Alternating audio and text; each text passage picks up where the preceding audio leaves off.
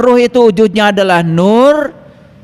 Nur ala nur, ada 3 komponen. Komponen yang pertama dari ruh namanya nurullah, cahaya Allah. Komponen yang kedua adalah nur Muhammad, ya, cahaya terpuji. Cahaya terpuji itu sering disebut oleh para leluhur kita sebagai Rasulullah sejati yang ada di dalam diri. Makanya Rasul itu ada 2, Rasul yang syar'i, yang wujudnya adalah manusia. Yang kedua adalah Rasul yang hakiki, wujudnya adalah nur. Dan nur ini ada pada setiap manusia. Itulah keadilan Tuhan. Kita mau lahir di zaman mana, tidak ada yang fisik, ya, secara syar'i, tetapi yang hakiki selalu ada pada setiap manusia. Makanya Rasulullah sejati ada pada dirimu, dan itu membimbingmu setiap saat. Siapa yang dibimbing? Yang dibimbing adalah nafs, jiwamu, yang sering disebut dengan nur insan. Jadi apa yang mau kita bicarakan di sini? Jalan pulang. Satu kata jalan, yang kedua pulang.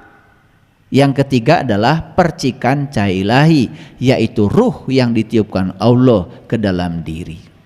Jadi ruh yang ditiupkan Allah ke dalam diri ini harus tahu jalan pulangnya. Nah, bagaimana supaya ruh ini tahu jalan pulangnya? Sebetulnya yang harus tahu jalan pulang itu bukan ruhnya, tetapi nur insannya, jiwanya. Nah, sang jiwa ini yang harus tahu jalan pulang. Apakah tidak dibimbing sang jiwa ini oleh Nurullah dan Nur Muhammad? Dibimbing setiap saat. Cuman si jiwa ini jarang ikut pada bimbingan dari Nurullah dan Nur Muhammadnya. Itu saja. Jadi kalau ingin tahu jalan pulang sederhana, ikuti saja bimbingan dari Nurullah dan Nur Muhammad yang ada dalam diri. Itu saja cukup. Apakah untuk tahu jalan pulang ini harus hafal ayat? Harus hafal kitab suci? Harus hafal ribuan hadis? Harus hafal ini, hafal itu? Tidak. Tidak. Makanya di Quran sangat luar biasa, ya, dikatakan seperti ini. Baik, kita lihat ayatnya. Ini Quran surat Al-Hijr ayat yang ke-29. Jadi bisa dibaca, ya, surat ke-15 ayat 29. Maka ketika aku telah menyempurnakan penciptaannya dan aku tiupkan ruhku. Ayo kita pahami. Yang ditiupkan ke dalam tubuh kita ini bukan ruhmu. Ruhku, mirruhi. Pertanyaan saya, ada nggak ruhmu? Ada? Gak ada, karena yang ditiupkan ke dalam tubuh kita itu bukan ruhmu. Kata Allah, ruhku, mirruhi. Jadi siapa sesungguhnya dirimu itu? Ya, dirimu itu adalah ruhku. Stop aja sampai situ dulu. Nanti kalau kepanjangan malah gak ngerti. Nah, tugasmu apa? Tunduklah kamu. Coba lihat ayatnya. Fa idza sawaituhu wa nafakhtu fihi min ruhi faqaulahu sajidin. Jadi tugasmu adalah tunduk dan sujud kepada ruhku. Ada nggak di sini harus pesantren? Ada nggak di sini harus ini harus itu? Nggak ada. Tugasmu cuma satu, tunduk saja pada ruhku. Pertanyaannya, siapa yang harus tunduk? Ayo lihat saya semuanya. Yang harus tunduk itu adalah jiwamu, nafsmu. Pada siapa? Pada dua pembimbing yang hidup dalam dirimu, Nurullah dan Nur Muhammad. Itu yang membimbingmu. Kita hanya disuruh sujud ke situ saja. Itulah pesantren yang sebenarnya.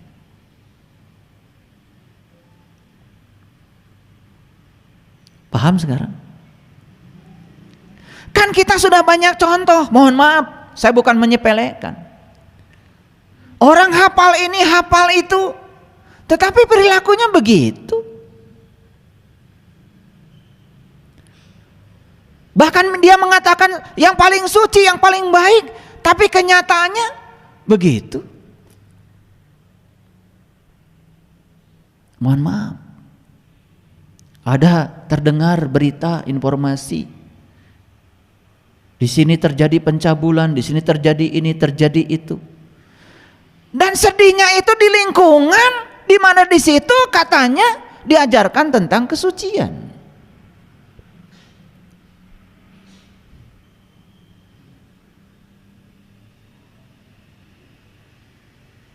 Jadi sederhana saja sebetulnya. Kalau ingin tahu jalan pulang, satu-satunya jalan pulang adalah sujudkan jiwamu pada ruhku.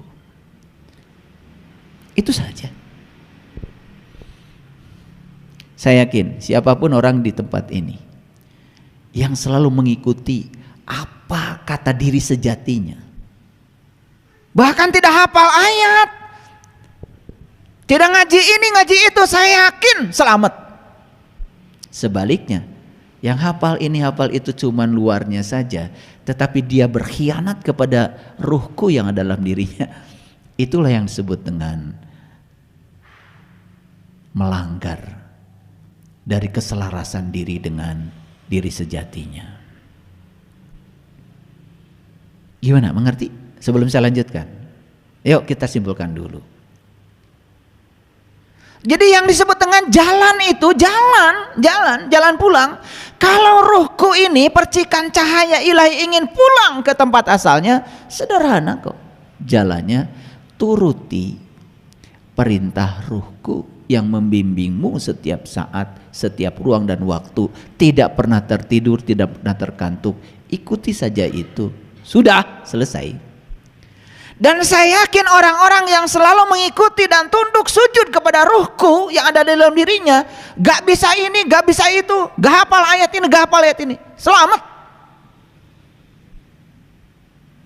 Selamat.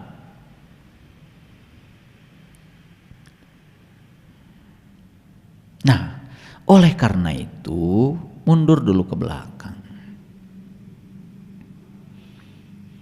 Kita ini harus belajar ilmu. Syaratnya tiga. Satu, ilmu itu harus memenuhi asas koherensi. Yang kedua, ilmu itu harus memenuhi asas korespondensi. Yang ketiga, ilmu itu harus memenuhi asas pragmatis. Ini agak keren sedikit kuliah hari ini. Saya bicara filsafat ilmu sedikit. Apa yang disebut dengan asas koherensi?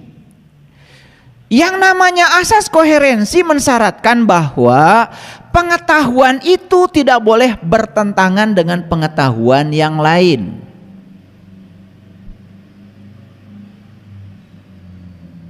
Yuk lihat saya. Ada nggak yang bertentangan? Pengetahuan yang bertentangan dalam diri kita sekarang. Kita cek sekarang. Dulu kita diajarkan katanya Allah itu adanya di tempat yang tinggi. Betul? Bahkan Allah itu adanya di langit ke-7. Langit ke-7 itu tempatnya tinggi tuh, jauh di sana. Apakah itu ilmu? Cek dulu. Tanya kitab suci. Begitu tanya kitab suci bilang, aku bersamamu, lebih dekat kepadamu daripada urat nadi lehermu. Bertentangan gak? Jadi tugas kita sekarang ini coba dicek semua paradigma dan keyakinan-keyakinan kita yang selama ini kita anut itu benar gak? Cocok gak? Dengan apa yang difirmankan dalam kitab suci. Dalam sebuah kuliah, saya tanya mahasiswa, siapa yang tahu Shirathul Mustaqim? Oh, mahasiswa sungkan tangan semuanya. Yang ini bicara ini, yang bicara ini, yang bicara ini. Semua bicaranya berdasarkan persepsinya. Padahal siratal mustaqim itu kan bahasa Arab, bahasa Tuhan. Kalau ingin tahu bahasa Tuhan harusnya jangan menggunakan persepsimu, tanya Tuhan. Makanya tafsir Quran bil Quran. Begitu ditanya Quran, kata Quran syiratal mustaqim itu, kata Quran syiratal lazina an'amta alaihim, jalannya orang yang diberi nikmat. Tidak ada satu mahasiswa pun yang saya tanya yang menjawab syiratal mustaqim itu jalannya orang yang diberi nikmat. Gak ada. Semua berdasarkan persepsinya. Dan berpersepsi urusan agama di kita dianggap biasa, lumrah. Padahal itu menyesatkan. Anehnya ketika saya tunjukkan ayatnya, malah yang benar dianggap sesat. Jadi udah kebalik-balik kehidupan itu. Apakah selesai sampai di situ? Belum. Syiratal mustaqim itu jalannya orang yang beri nikmat. Kejar siapa yang diberi nikmat. Karena dalam kehidupan kita pun sudah salah kaprah. Makan sama jengkol, sambal,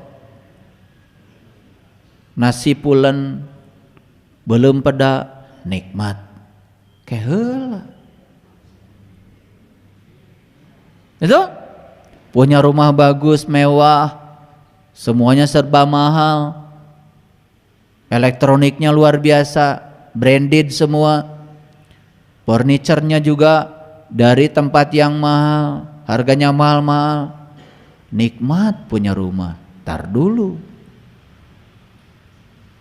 Karena di Quran jelas nikmat itu adalah sesuatu yang diberikan pada para nabi, para siddiqin, para syuhada, para sholihin.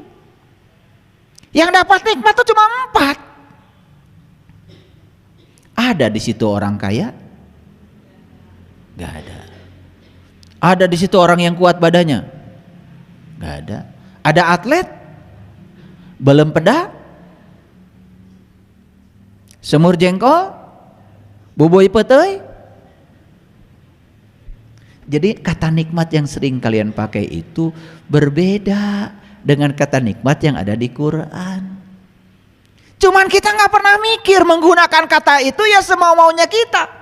Gak ada waktu buat mikir. Padahal di Quran dikatakan, aku panjangkan umurmu hanya untuk berpikir. Cing mikir tuh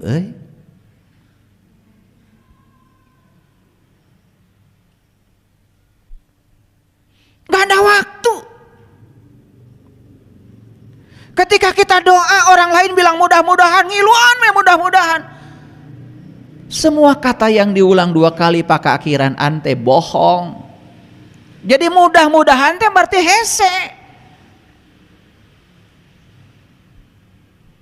Ganti. Semoga. Mudah-mudahan anak saya lulus. Mau lulus. Da doa lagi nggak salah. Mudah-mudahan teh hese, sulit. Kan mobil-mobilan berarti bukan mobil nyaan. Mal bisa ditumpahkan. Hanya untuk mainan. Jadi mudah-mudahan tuh mainan. Harusnya semoga. Karena orang lain ngomong begitu, kita juga ngikut saja. Karena terbiasa kita ini ya menjadi fotokopi orang. Lihat saya semuanya. Jadi pengetahuan itu harus koheren. Sekarang coba tanya. Kalau saya tanya, Baitullah di mana? Jawabannya semua di Mekah. Jauh dong. Baitullah artinya apa? Rumah Allah. Apaan Allah teh nyangem di Al-Quran.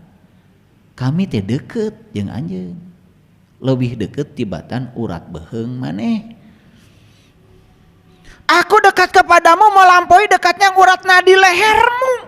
Itu Allah yang bilang. Harusnya kalau Allah dekat dengan kita, atuh bumi nage kedah caket.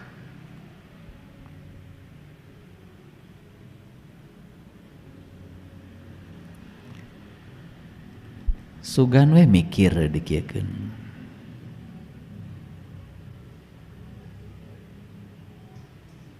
Ibu salat. Ada salat teh naon? Menyembah. Menyembah saha? Menyembah Allah. Apaan Allah teh? Caket. Langkung caket tibatan urat beheung urang. Apaan Allah teh ngahiji jeung urang. Jadi kalau kita menyembah, yang disembah dengan yang menyembah papisah.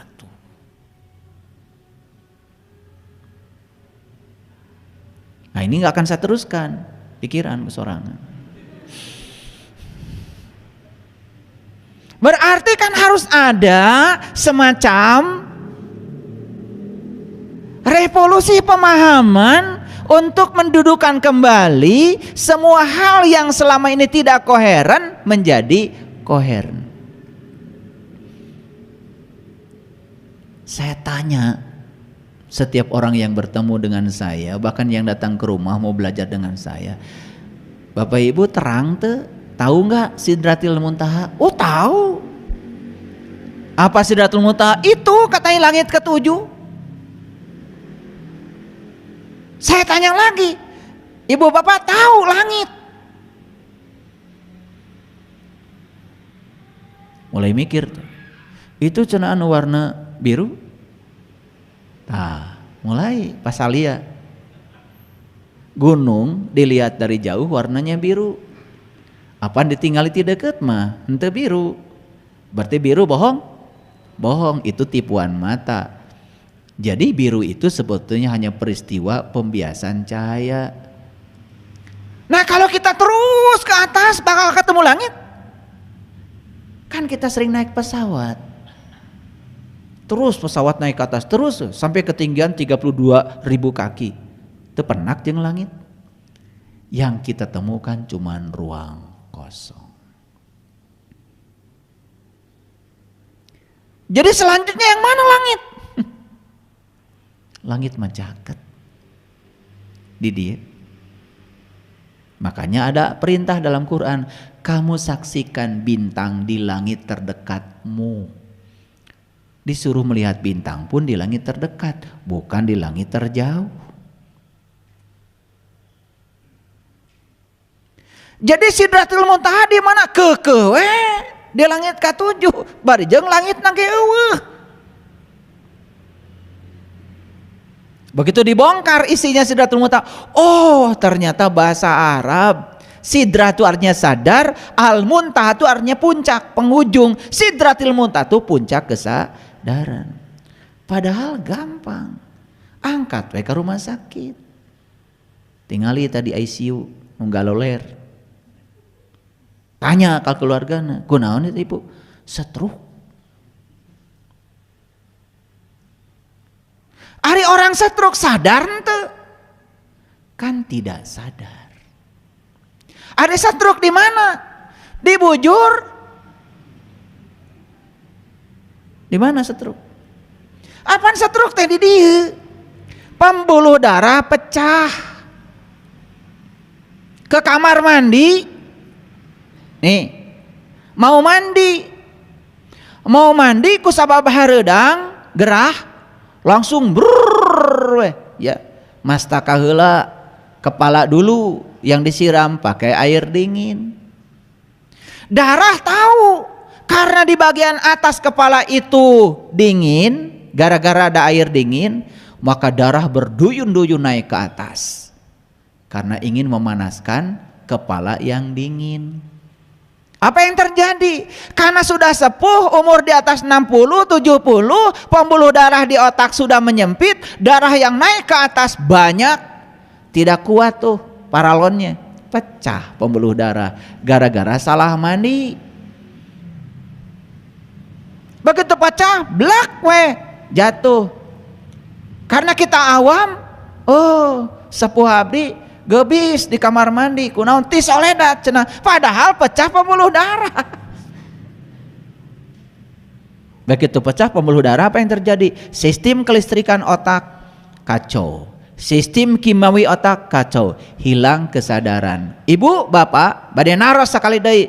Ari sadar di mana? Tunjukkeun sadar di mana? Di dia atau di dia? Nah, Sidratul Muntaha ujug-ujug di ditu. ini tidak koheren. Nah kalau saya rinci, gak akan selesai 10 jam saya bicara begini. Terlalu banyak yang tidak koheren dalam kehidupan kita, yang kadang sudah diyakini oleh kita. Dacek batur ge gitu.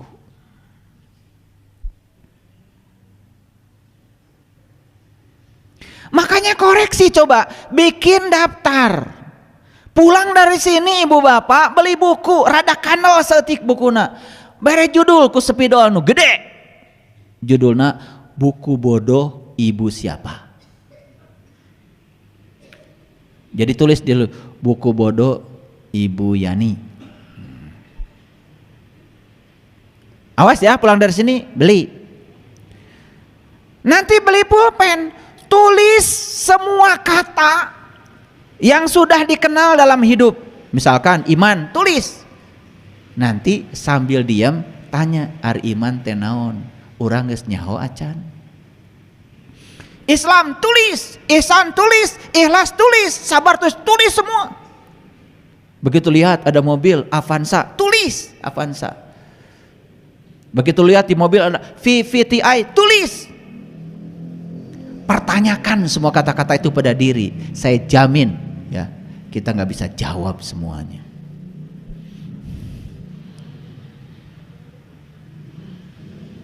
Saya jamin nggak bisa jawab semuanya. Karena yang disebut tahu selama ini oleh kita tuh kita tidak tahu. Tulis, ningali panon poe, tulis panon poe. Nanti pertanyakan, apa matahari? Kenapa bersinar? Bagaimana matahari nggak habis-habis? Kok bersinar terus? Kenapa panas? Kenapa cahayanya penting? Kenapa cahaya mengandung energi? Kenapa proses fotosintesa perlu matahari? Terus tanya, hiji we urusan panon poe. Mal bisa jawab. Begitu ningali cai di gelas, cai, tulis cai. Apa itu air? Kenapa molekulnya H2O? Bagaimana pusat muatan positif dan negatifnya? Berapa banyak dalam H2O elektron? Berapa banyak proton? Di mana inti atomnya? Kenapa air pelarut yang sangat bagus? Kenapa hidup harus ada air? Itu cara saya belajar. Jadi saya belajar itu bukan dari buku kata orang, dari buku bodoh. Makanya dari kecil saya udah punya buku bodoh. Semua saya pertanyakan. Quran, apa Quran? Saya pertanyakan. Oh Quran dari kata qara'a, yaqra'u Qur'anan. Oh Quran itu bacaan. Oh kalau Quran itu bacaan, berarti saya harus bisa baca. Apa artinya membaca? Terus dipertanyakan. Apakah membaca seperti yang kita selama ini pahami? Babi, bu, ta, itu. Eta maca lain. Ternyata membaca itu adalah menyimak. Menyimak itu adalah mentransformasi tulisan menjadi pemahaman. Apakah ketika kita melihat tulisan jadi pemahaman? Apakah kita semua sudah membaca? Tulis di buku bodoh. Belum lagi nanti pertanyakan semua hal yang selama ini kita yakini. Akhirat, tulis di buku bodoh. Naon akhirat teh? Dari bahasa apa akhirat? Apakah betul gambaran tentang akhirat seperti yang digambarkan banyak orang? Apakah betul nanti di surga itu, di akhirat ada surga? Apakah di surga itu betul ada bidadari? Kersaha? Tanya semuanya. Setiap kita mengalirkan pertanyaan, di situ jawaban akan mengalir. Malaikat, tulis. Naon malaikat teh? Cenah makhluk yang terbuat dari cahaya. Ari urang dijieun tinu naon? Apaan semua kita juga terbuat dari cahaya. Aslinya kita makhluk cahaya. Kalau gitu apa bedanya kita dengan malaikat? Setan. Saha setan teh? Orang mana?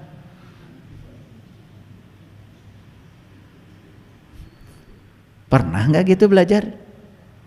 Makanya semua yang kita yakini ringkih, tidak koheren. Begitu dibuktikan semua tidak selaras. Baru satu. Dua, pengetahuan itu harus sesuai dengan faktanya dan harus bisa dibuktikan.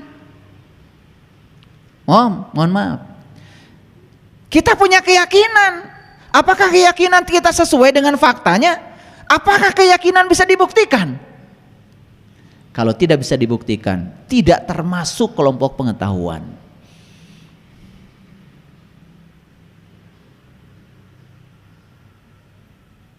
Kita punya rukun iman, 6 rukun iman. Mohon maaf, apakah kita sudah membuktikannya? Kalau kita belum membuktikannya, apakah itu layak disebut sebagai pengetahuan? Layak disebut sebagai ilmu?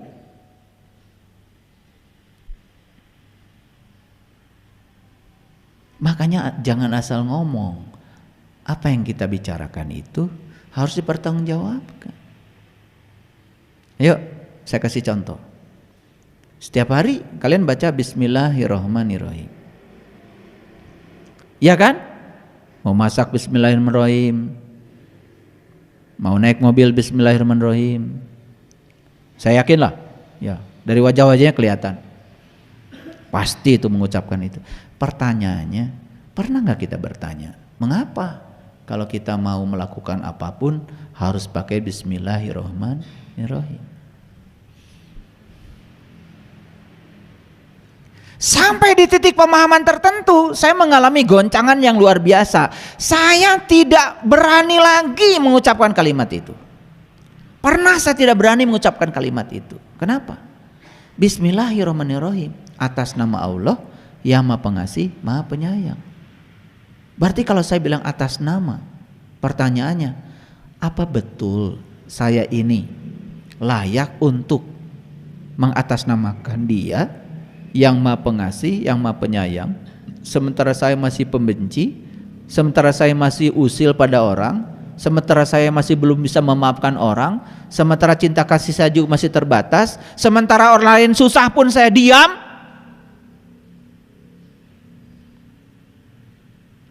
Dan kalau saya mengucapkan kalimat itu, apa betul saya ini diutus Allah untuk mewakilinya, menjadi kepanjangan tangannya? Kalau saya mengucapkan kalimat itu, apa betul saya mengenali dia? Ada orang datang ke rumah kita atas nama bupati, pasti ditanya, Bapak teh sahana bupati? Ai Bapak teh kenal ka Pak Bupati? Henteu. Wakil bupati sanes, sekda komo. Jadi Bapak teh satu. Abdi mah sanes sasa. Nah, atuh tadi mengatasnamakan Pak Bupati.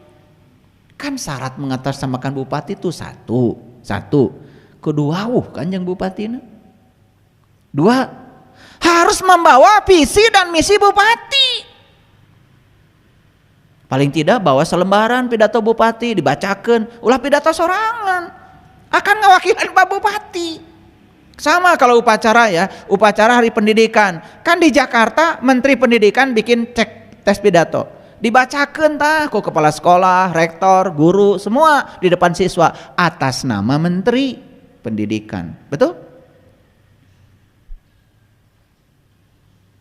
Itu baru satu kalimat Bismillahirrahmanirrahim, dalami. Tulis di buku bodoh. Tulis buku bodoh. Apakah saya sudah tahu Bismillahirrahmanirrahim? Oh, geningan orang teh can kemana-mana kakara ngucap unggul. Pantes we. Geus maca Bismillahirrahmanirrahim, gelas pepus, ngamuk di dapur.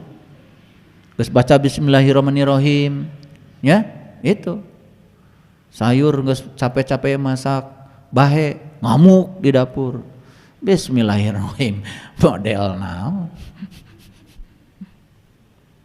Nah, yang ketiga, pengetahuan itu harus bermanfaat untuk kehidupan. Apa?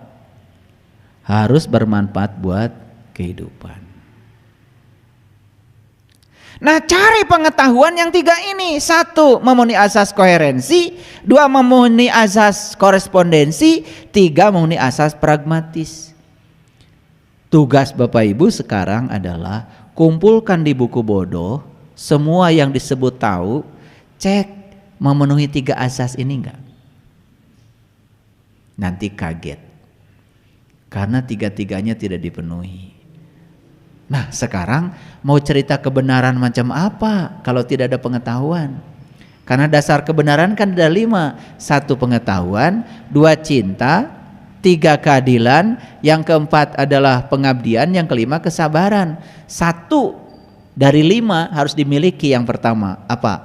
Pengetahuan. Karena dasar kebenaran itu 5, salah satunya adalah pengetahuan. Sementara pengetahuannya tidak memenuhi asas pengetahuan, koherensi tidak, korespondensi tidak, pragmatis juga tidak. Punten Ibu Bapak.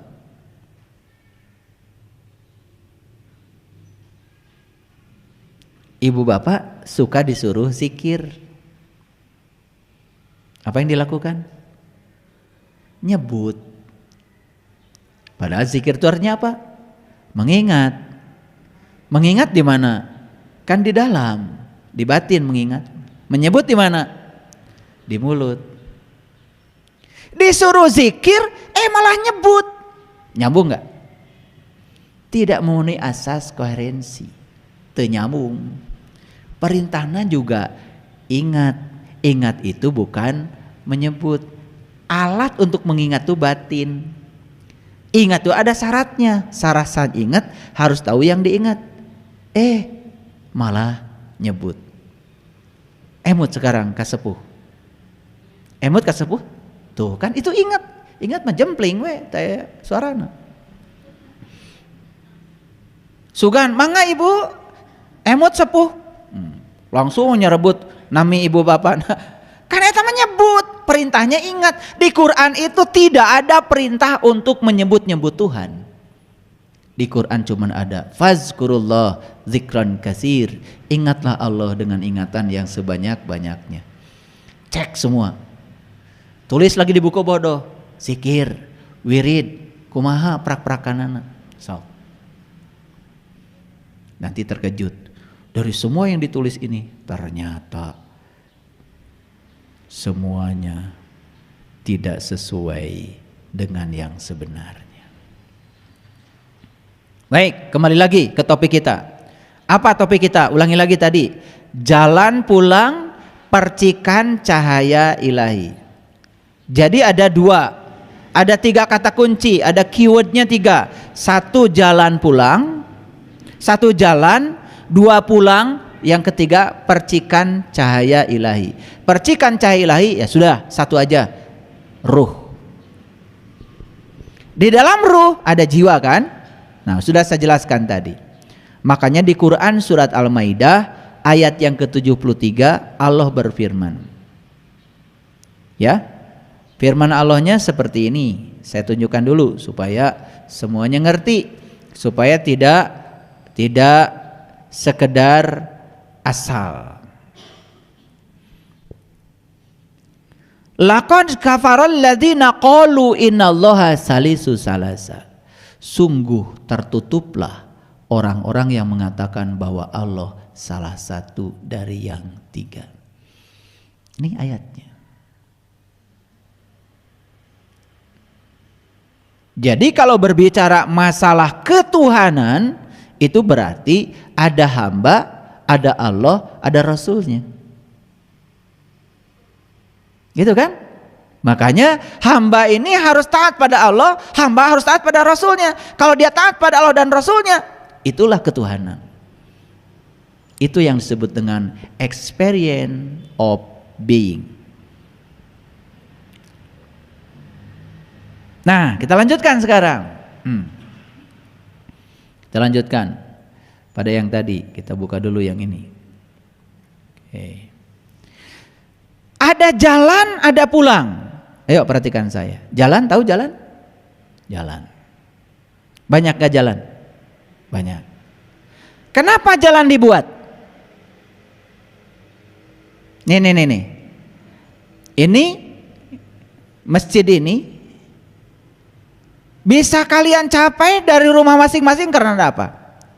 Ada jalan. Kenapa jalan dibuat? Karena ada tujuan yang hendak dicapai, bukan? Makanya pemerintah sekarang bikin jalan tol. Wah, dibuka di mana-mana. Dari Bandung ke Surabaya sekarang udah nembus semuanya tuh. Jalan. Kenapa? Karena ada yang mau dijangkau. Ada yang dituju, kan betul? Gitu. Itulah pentingnya bikin jalan. Yuk. Dari Bandung ke Jakarta ada jalan? Ada. Berapa jalan? Bisa lewat tol. Bisa lewat mana lagi? Bisa lewat Purwakarta. Bisa lewat mana lagi? Bisa lewat Puncak. Betul nggak? Bisa apa lagi? Bisa pakai kereta api. Bisa. Bisa pakai apa lagi? Bisa pakai pesawat. Bisa pakai sepeda motor? Bisa. Cuman jalannya sama kan? Tapi yang pesawat ke udara, yang kereta api beda dengan jalan yang tadi. Pertanyaan saya, siapa yang akan sampai di Jakarta?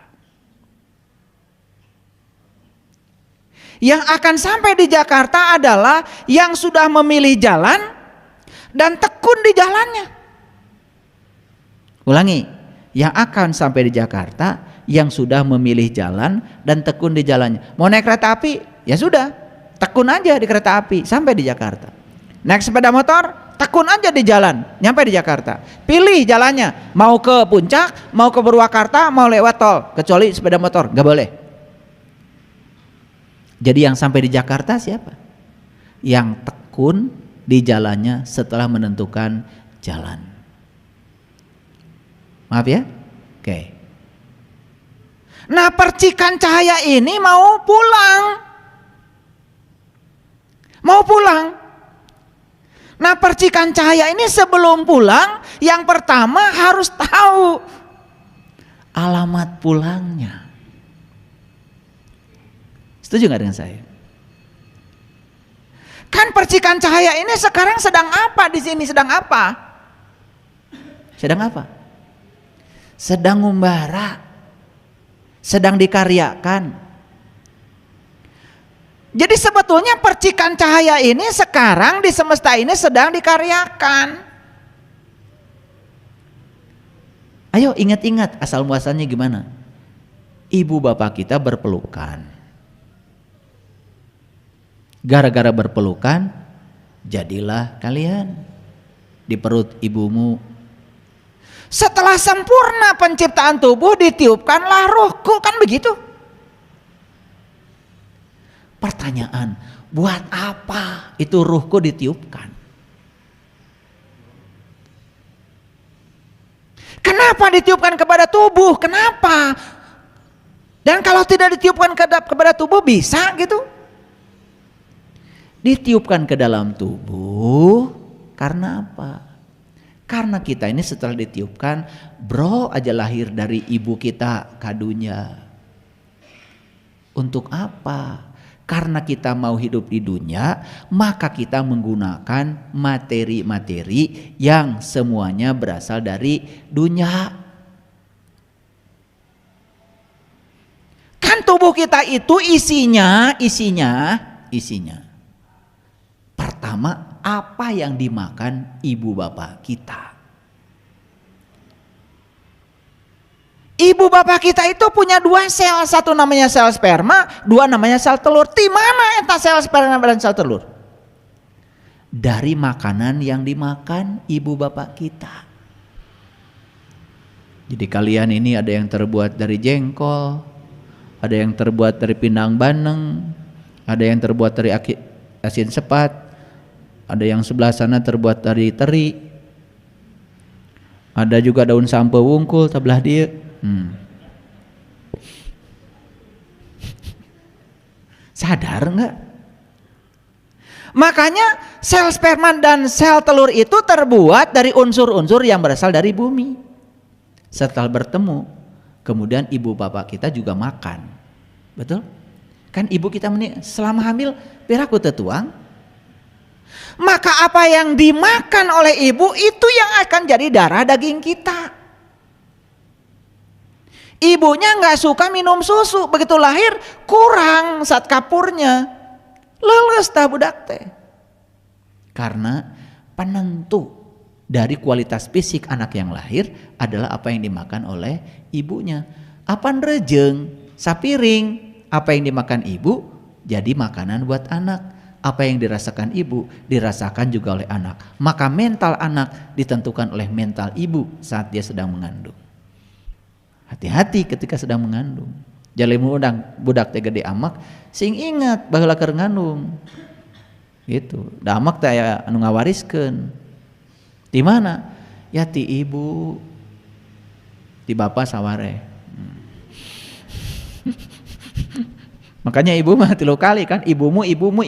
Makanya pewaris genetik yang paling kuat adalah ibu. Lanjut.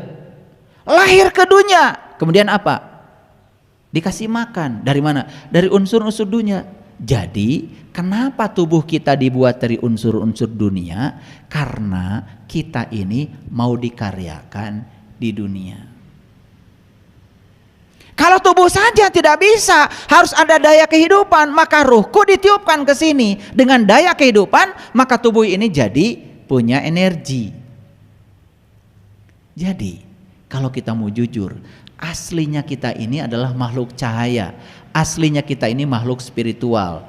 Aslinya kita itu, yaitu yang ditiupkan. Karena ini cuman raga, cuman kurung, kerkuring. Cuman cangkangnya saja. Makanya sekalipun nanti tubuh fisik ini mati, kan kehidupan terus berjalan. Karena jiwa tidak pernah mati, karena jiwa kan abadi. Paham sampai sini? Nah, selanjutnya untuk apa kita diutus ke dunia? Kita diutus ke dunia ini, kata leluhur kita, untuk memayu hayuning bawono. Untuk mempercantik dunia yang sudah cantik ini. Malah manusia menggerogoti dunia, merusak dunia. Dunia yang cantik ini dirusak oleh kerakusannya manusia. Dulu tidak banyak yang berlubang di bumi ini. Sekarang di mana-mana bumi ini berlubang. Ditambang dengan sesuka hati. Makanya bumi ini sekarang sudah melambat. Bumi itu putarannya sudah melambat karena perilaku manusia. Laut sekarang sudah naik. Setiap tahun laut itu naik terus. Oleh karena itu, jumlah daratan di bumi ini semakin hari semakin berkurang. Jadi daratan yang hanya 25% ini nanti suatu saat semua daratan pun bisa jadi 100% dibungkus oleh lautan. Perilaku siapa? Perilaku manusia. Kenapa? Es di kutub mulai mencair. 2 derajat saja naik suhunya, es mencair. Dengan kenaikan 2 derajat Celcius yang mencair itu jutaan ton. Dan itu semuanya ke laut. Laut jadi naik. Dulu kita tidak mengenal yang namanya banjir rob. Gak kenal. Banjir mah biasa nama hangan loba teuing. Sekarang sudah namanya banjir rob. Apa itu?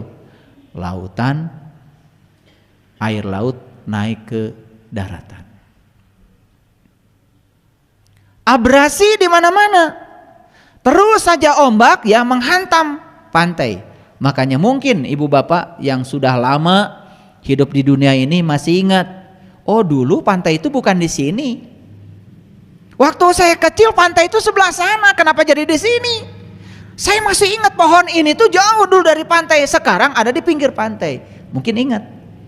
Bukankah itu fakta? Bahwa sebetulnya bumi ini terus mengalami perubahan.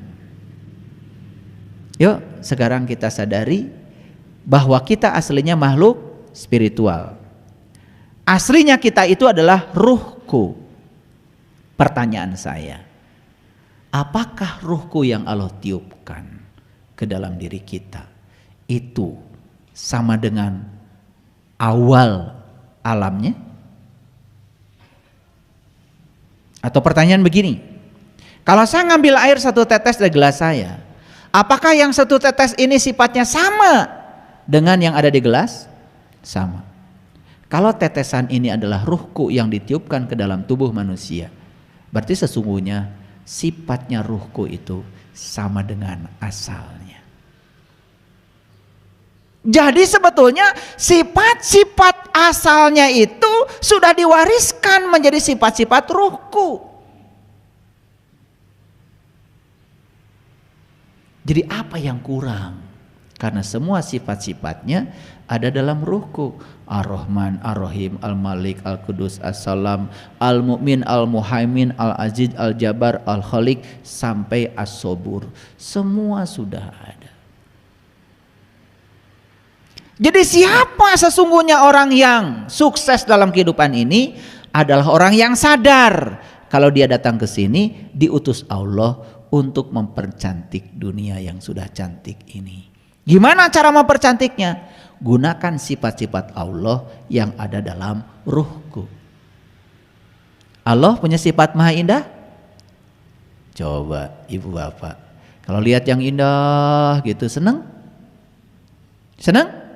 Kalau lihat yang kotor sedih? Nah, setelah sedih berbuat gak untuk memperindah?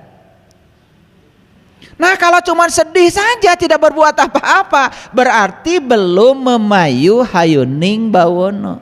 Harusnya kita ikut berkontribusi. Makanya tadi ciri orang yang sudah pulang salah satunya itu dia sayang pada pohon, sayang pada makhluk, sayang pada alam gitu. Lihat sungai yang kotor itu aduh sedih. Ini bukan lihat sungai kotor, bahkan dia melempar kotoran ke sungai terang-terangan. Ari ngaku jelema iman.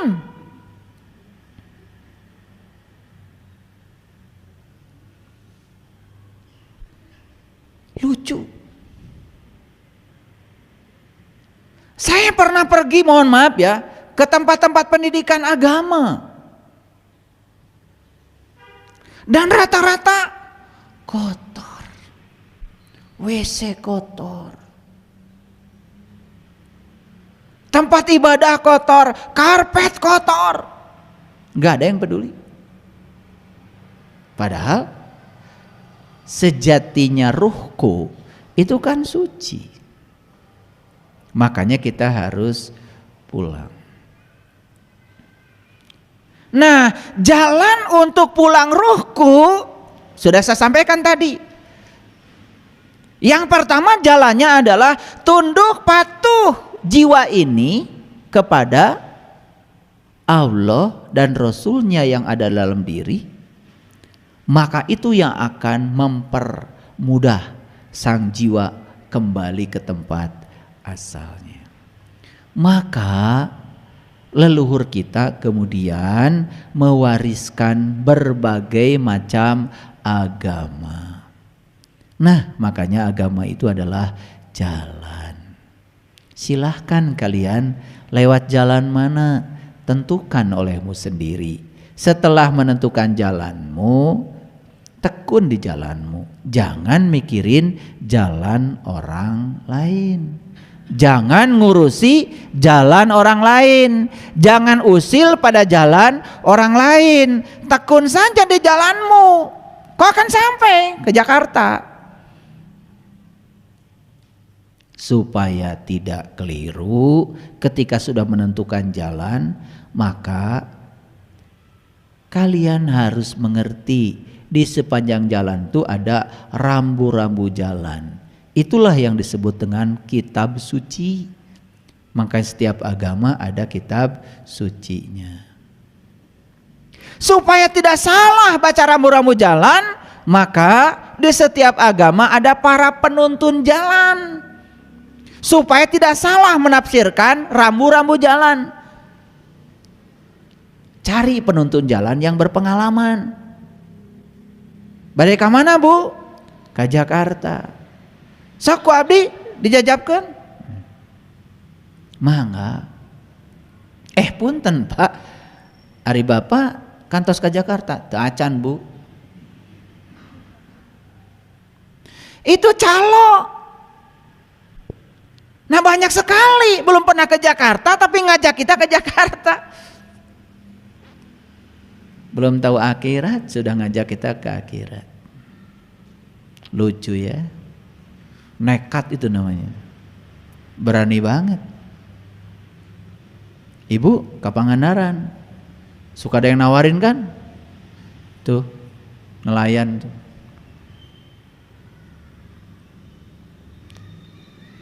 Lihat itu tuh. Lihat pemandangan di bawah laut. Kan gitu, tawarin. Nelayannya tuh putih, kasep, nganggo jas, nganggo dasi, sepatunya mengkilat.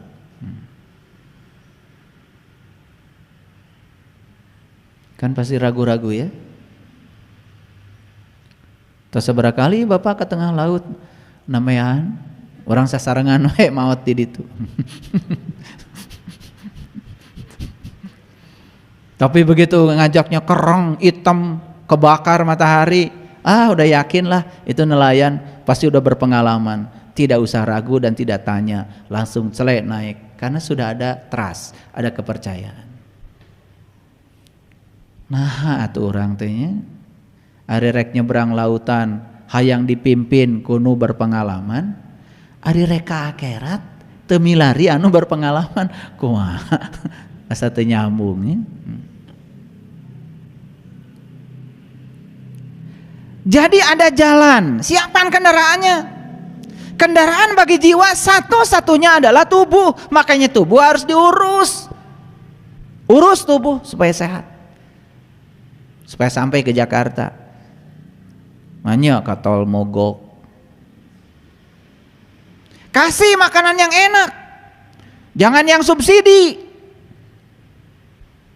Rame sekarang di mana-mana. Karena yang subsidi dibatasi, rame. Padahal mikirnya sederhana, berpikir kebeli aja, walaupun mahal pasti kebeli. Jangan berpikir mahal, nggak usah demo. Pemerintah sayang sama masyarakat, cuman karena sudah tidak ada pilihan lagi, kumaha tuh. Sudah percaya aja pada pemimpin. Dan demo juga tidak akan menyelesaikan masalah. Betul? Daripada kita berpikir mahal, lebih bagus berpikir kebeli. Pantaskan diri kita, saya mah beli bensinnya tidak yang subsidi. Pantaskan, pasti ada duitnya buat beli. Itu aja kok rahasianya, nggak usah pusing-pusing. Nah lanjut, kendaraannya sudah bagus, petunjuk jalan sudah bisa dibaca, penuntun jalan sudah ada, betul? Sudah lengkap. Apalagi yang kurang?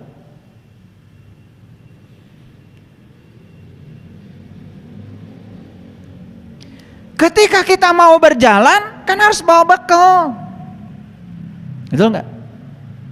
Masa nggak bawa bekal? Bawa bekal. Makanya Allah ngasih saran di Quran, fatazawwadu fa inna khairu zadi taqwa. Berbekallah kamu, sebaik-baiknya bekal adalah takwa. Tah eta bekal. Apa takwa? Tanya Quran, jangan menurut persepsi sendiri. Tuh, eta bekal. Tanya Quran ya. Takwa itu bukan mengikuti perintah Allah, kemudian tidak melanggar larangannya. Bukan, di Quran bukan begitu. Baca nanti di Quran surat Al-Baqarah ayat 63. Takwa teh apa? Supaya tidak salah persepsi, supaya 3 asas pengetahuan dipenuhi. Ini enggak saya bahas ya, nanti baca sendiri. Cukup nggak kita punya kendaraan? Oke. Terus apa tadi? Rambu-rambu sudah terpasang, siap dibaca. Ya, penuntun jalan sudah ada yang mau antar kita. Ya, itulah perlunya guru. Yang keempat, apa? Bekal sudah ada. Bekalnya apa tadi? Takwa. Di perjalanan itu tidak selalu mulus, bisa saja ada hambatan, ada rintangan. Maka siapkan senjata.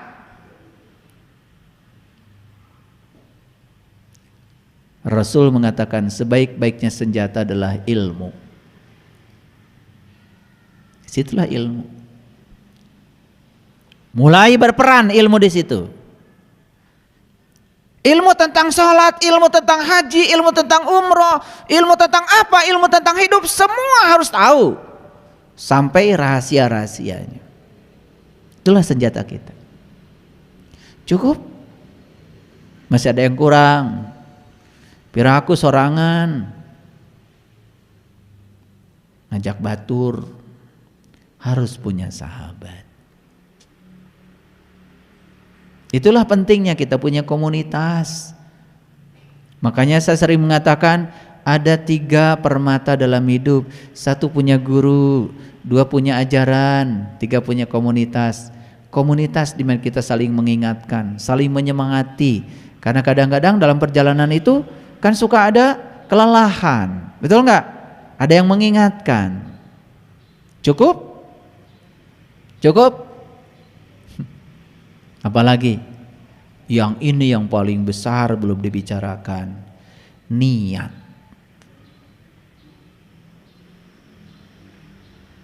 Niat, karena niat ini menentukan kesungguhan kita. Nah, kalian niatnya apa datang ke sini?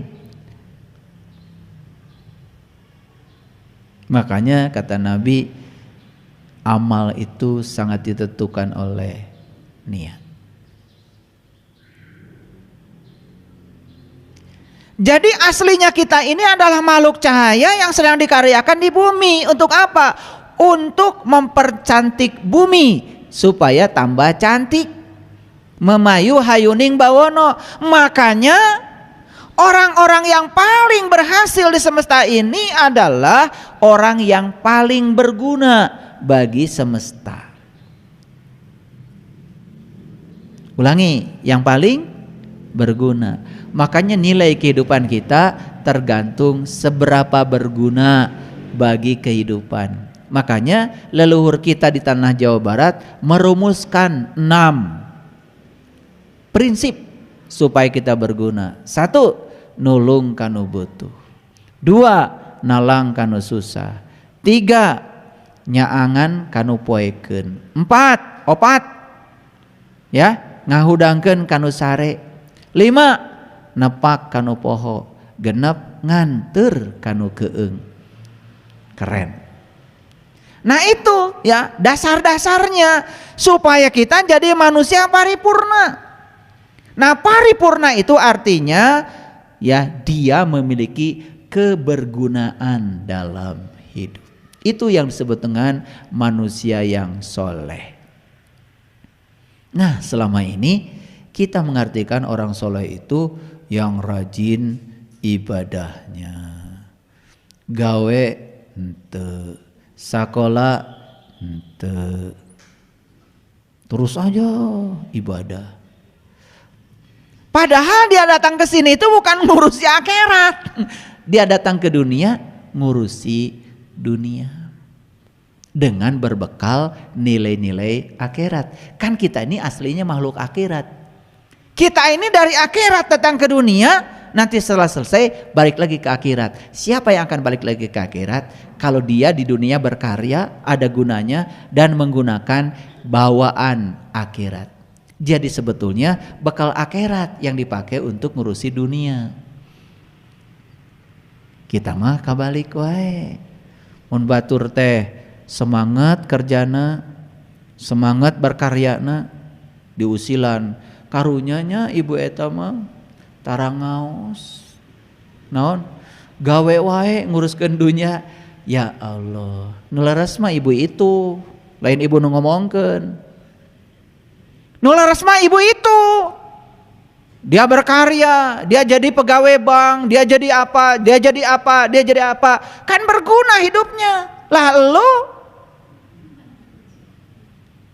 ngomongin orang aja, baru bisa Iqra 1 aja udah langsung pameran. Kasihan ya ibu itu, ngaji aja nggak bisa, habis waktunya buat ngurusi dunia. Lah tugasnya orang itu datang ke sini emang ngurusi dunia. Jadi arsitek bikin gedung keren, jadi ilmuwan bikin riset keren, jadi ahli fisika keren, jadi ahli kimia keren, menciptakan mobil, menciptakan pesawat keren, menciptakan senok bagus.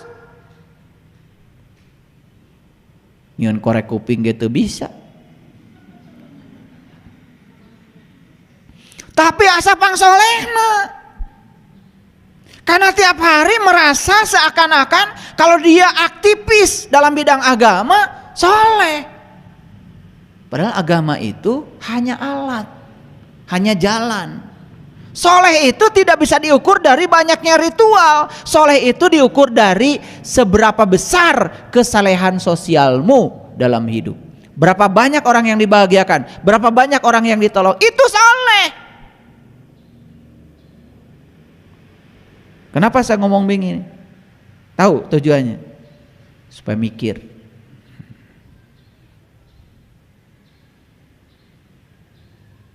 Jadi seberapa berguna kita dalam hidup, itu nilai kita. Karena kita itu sudah diberi kecerdasan, dikasih nggak sama Allah? Dikasih. Kreativitas dikasih? Kasih. Tangan dikasih buat berkarya, kaki dikasih buat jalan, mata dikasih buat lihat, telinga dikasih buat dengar, mulut dikasih buat ngomong, napas dikasih buat hidup, otak dikasih buat mikir. Dan ada riset yang luar biasa. Orang yang paling cerdas di dunia, namanya Einstein, itu baru menggunakan kapasitas otaknya 5%. Dari 100% itu Einstein. Lah kita ini menggunakan kecerdasan yang diberikan Allah berapa persen? Coba unggal poe mikir beas wae.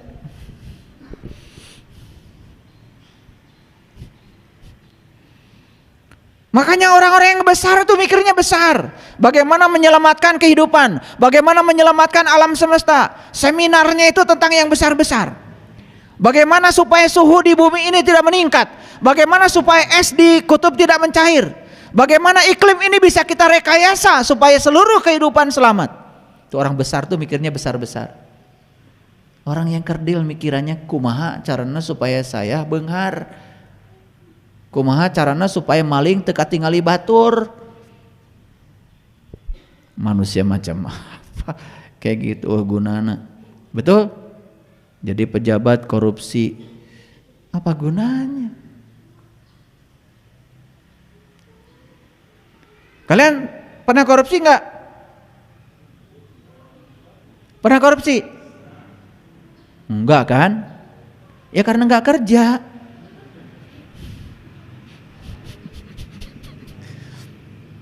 Potong-potong. Saya enggak pernah korupsi, Pak. Wah, luar biasa Anda. Sebentar, Anda kerja di mana? Alhamdulillah, Pak, sampai sekarang belum punya kerjaan. Lah. Saya pikir sudah menjabat jabatan tinggi di tempat yang kerjanya itu banyak peluang korupsi, lalu bilang begitu. Itu keren. Ini kerja juga belum. Iya. Di mana kerja Anda? Alhamdulillah, Pak, karyawan di sebuah pabrik. Saya nggak pernah korupsi. Lah apa yang mau dicuri? Jadi kalau kita mengatakan tidak korupsi bukan berarti kita tidak bermental. Can aya kesempatan. Ngerti maksud saya? Makanya jangan ngaku-ngaku lah.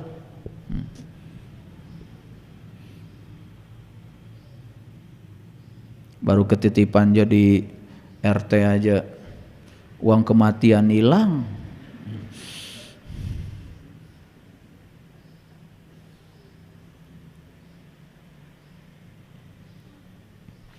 Makanya komitmen kita sang jiwa ini dengan Allah dan Rasulnya itu jangan sampai luntur. Sebagaimana yang dinyatakan dalam Quran surat Al-A'raf ayat 172. Pada saat kita ditanya, bukankah aku ini Tuhanmu? Dan saat itu kita menjawab, yes, aku menyaksikan. Itu jangan luntur komitmen itu. Oleh karena itu maka proses penyaksian ini harus berlangsung sepanjang hayat, terus menerus. Jadi ini ayat bukan berlaku dulu saja. Pada saat kita ditanya alastu birabbikum, qalu bala syahidna. Proses menyaksikan itu harus berlangsung sepanjang hayat, bahkan sampai sekarang. Itulah jalan pulang. Jadi kalau kita terus menyaksikan, apa yang terjadi? Saat kematian datang saat ini pun kita tidak akan pernah lalai dengan jalan pulang kita. Makanya percikan cahaya ilahi ini tidak pernah ragu karena dia sudah tahu jalan pulang. Aduh, bersyukur ya yang sudah tahu jalan pulang, sudah punya ilmu ya untuk ya pulang. Aduh, itu melampaui segalanya Ibu Bapak. Makanya ketika saya dapat ilmu itu, aduh, ilmu untuk meniti ke dalam diri ini ilmu yang paling mahal.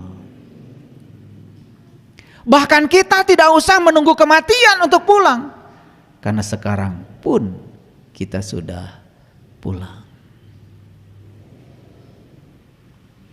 Mari pulang, marilah pulang, marilah pulang ke rumah asli kita.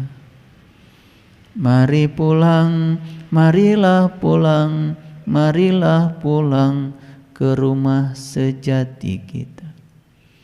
Mari pulang, marilah pulang, marilah pulang ke wajah asli kita.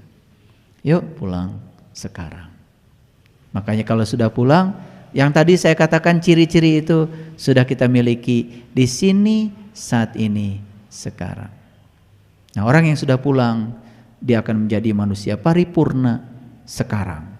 Kebergunaannya dalam hidup kelihatan sekarang. Nulung kanu butuh, nalang kanu susah, ngahudangkeun kanu sare, nyaangan kanu poekeun, nganter kanu keeng, nepak kanu poho. Itulah kehidupan sehari-harinya. Oh, luar biasa. Sebaik-baiknya manusia yang berguna bagi semesta ini. Terima kasih. Assalamualaikum warahmatullahi wabarakatuh.